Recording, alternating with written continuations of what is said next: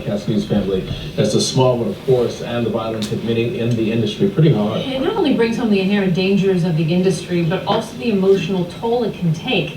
11 Live's Keith Whitney joins us now with more on that story. Keith. Yeah, Melissa and DeMarco, you guys know this is a business where we see the best of things and the worst of things. Unfortunately, far more of the worst. And having that imprint on you day after day, year after year, becomes its own form of trauma that needs to be dealt with. For journalists, covering tragedy is part of the job, even when it's somebody in your job. This was the scene in newsrooms around the country tonight where many saw a part of themselves in the young reporter-photographer crew who were killed. Just because you're a journalist, you're not immune to human emotion. And an incident like this cuts right through all of that and immediately hits you personally. Dorie Griggs is a chaplain who specializes in helping members of the media deal with the toxic exposure to so much bad. Journalists tend to be in places that are very volatile. This case, it wasn't a volatile incident, but something horrible, horrible happened.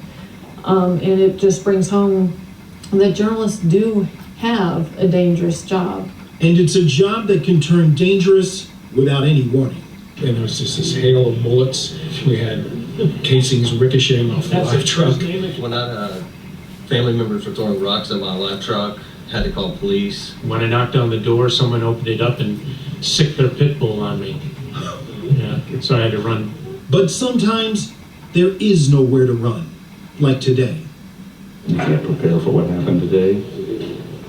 You take precautions, and who would think that you need to take extra precautions when you're doing an otherwise everyday story about tourism?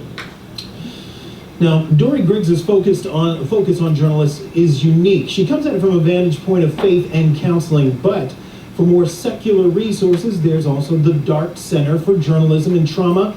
That's out of Columbia University's J School.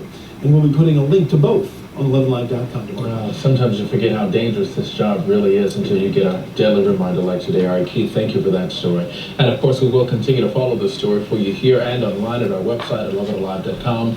You can also read more about the victims and leave condolences on our 11 Alive Facebook page. Walmart is saying it will stop stocking AR